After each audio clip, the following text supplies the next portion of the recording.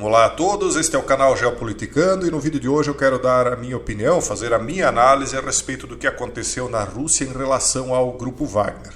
A maioria dos analistas tem dito que eles acreditam que o que aconteceu na Rússia teria sido uma espécie de golpe de Estado fracassado, que na minha opinião não é o caso.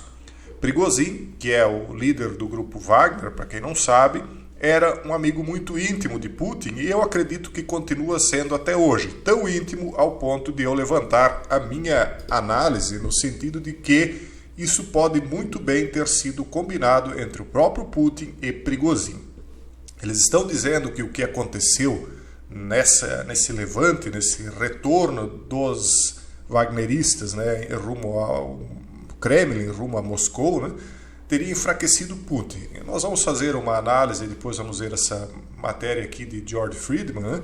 E vamos ver que, na verdade, isso não aconteceu. Ele não foi enfraquecido. O que acontece é que, talvez, aquilo que eles gostariam que tivesse acontecido lá no começo, que teria sido uma vitória rápida em cima da Ucrânia, não aconteceu, e eles estão, então, desde a época, culpando Shoigu, que era, então, o responsável, né, no campo militar para conseguir angariar essa vitória.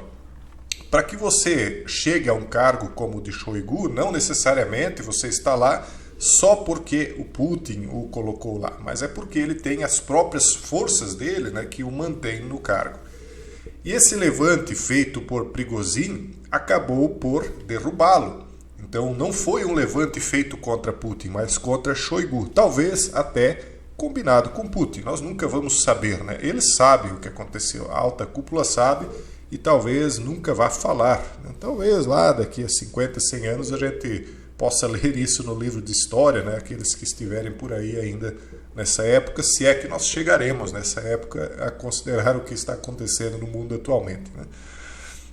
Então a minha hipótese é essa, de que pode sim ter havido uma combinação entre o próprio Putin e Prigozhin. Vamos ver o que o George Friedman diz nessa matéria aqui, a respeito da tentativa, né, do que aconteceu aí, do que eles chamam de insurreição do Grupo Wagner no fim de semana, que poderia ter enfraquecido o presidente russo Putin.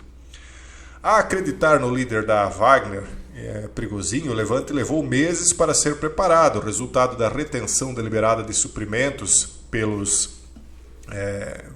por Shoigu, né? E mais recentemente de um ataque direto de Shoigu contra os próprios aliados que seriam o Grupo Wagner, né? Que, para quem não sabe, é um grupo que luta de forma não hierárquica, ou seja, não subordinada ao comando russo. Eles são um grupo independente.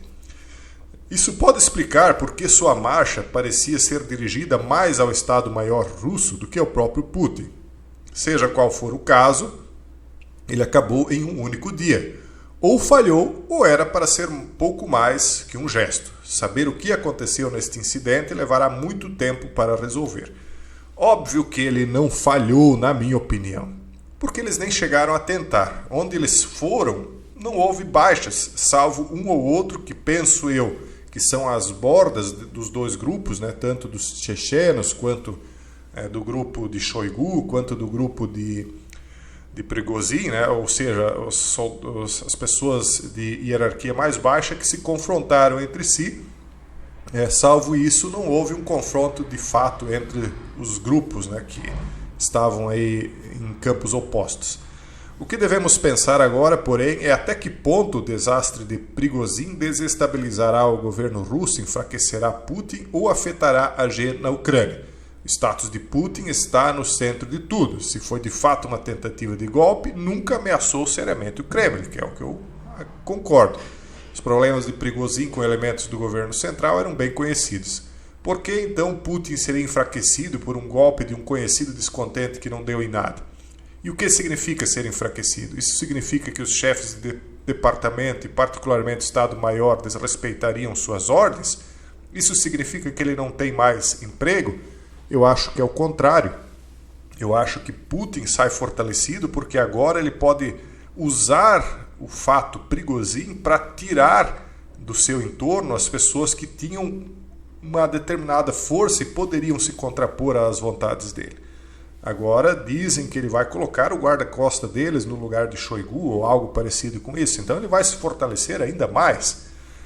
E isso nos leva a essa matéria aqui, ó. Cuidado com o que você deseja na Rússia pós-motim. O motim do Grupo Wagner fortalecerá os ultranacionalistas da Grande Rússia, como Alexander Dugin, que defendem medidas mais extremas na da Ucrânia.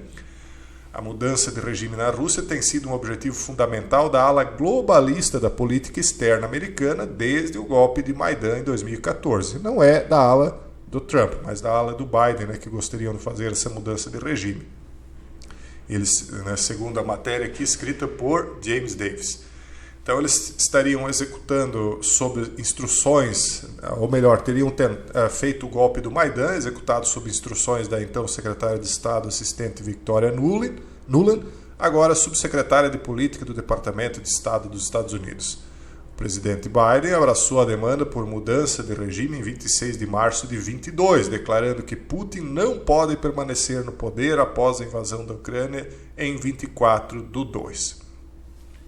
O motim do Grupo Wagner nesse fim de semana provocou uma tempestade de comentários editoriais, etc, etc. Cada um falou uma coisa diferente, né? Mas depois que o chefe do Wagner, Prigozhin, aceitou o acordo proposto pelo presidente da Bielorrússia, que é um amigo bem próximo também de Putin, o Lukashenko, né? Ele cancelou sua marcha sobre Moscou e mudou-se para o aliado mais próximo de Moscou.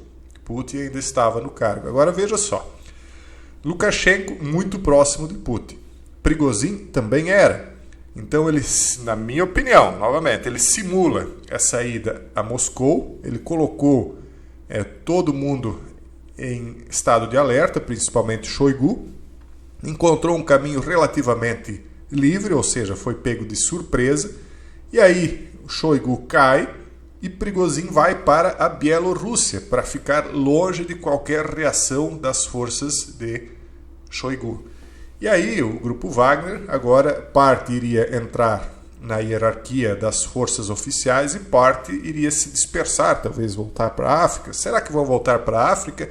Ou eles lentamente, vagarosamente vão começar a se deslocar para a Bielorrússia, ficando mais próximos de Kiev? Né? Depois que o chefe então aceitou o acordo, ele foi para a Bielorrússia. Mas as areias políticas mudaram para a direita ultranacionalista da Rússia, levantando graves riscos estratégicos, incluindo uma maior probabilidade de uso de equipamentos nukes. Então, é mais ou menos conforme a minha opinião, que na verdade isso fortaleceu o próprio Putin e derrubou as pessoas que talvez não estariam sendo efetivas o suficiente na da Ucrânia. Então, colocar outras pessoas mais próximas de Putin. Então, eu vejo por esse lado. E essa análise é uma opinião, porque é mais ou menos como aquela boneca matrioska, né? A Rússia. Quando você vai fazer uma análise, você sempre tem uma boneca por dentro de outra boneca. Então, sempre há um quê por trás de outro quê. Sempre há um motivo oculto por trás de um motivo oculto. Na minha opinião, eu consigo chegar até esse ponto. Talvez a gente poderia analisar eventuais teorias de conspiração ainda mais profundas, mas eu acredito que vai mais ou menos nesse sentido. Enquanto isso, os analistas continuam perdidos a respeito de quem é que está vencendo essa batalha na Ucrânia. Se nós formos ver por esse site aqui, que eu costumo dar uma observada, 1945, né? Eles dizem que a Rússia já perdeu a na Ucrânia, que Putin se retirará lá da Ucrânia, desistirá e voltará para casa quando os custos da excederem dramaticamente seus benefícios. Então eles dizem isso.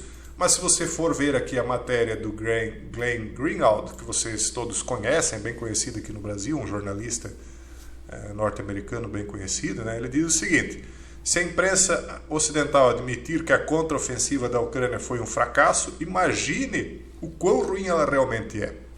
Se a própria imprensa, ele está dizendo, está admitindo que a contraofensiva foi um fracasso, não funcionou, imagine então o quão ruim ela foi. Por quê? Porque ele que está insinuando é que eles nunca admitem a verdade.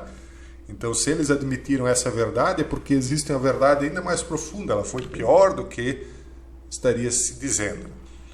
Então, o apresentador do System Update, Glenn Greenwald, faz uma pergunta difícil sobre a guerra na Ucrânia. Se até mesmo a CNN e Zelensky admitem que a tão esperada contraofensiva no Oriente não está indo tão bem quanto eles esperavam, quão ruim ela deve estar indo?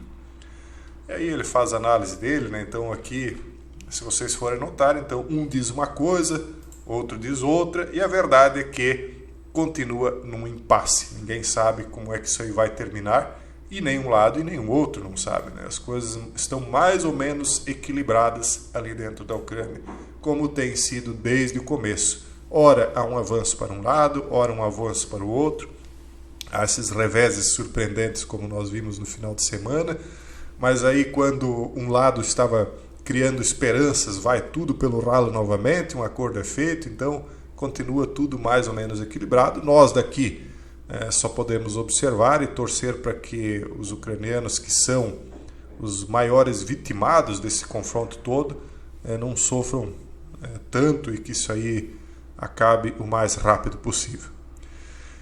Esse é o vídeo de hoje, um forte abraço a todos e até o próximo vídeo, se Deus quiser.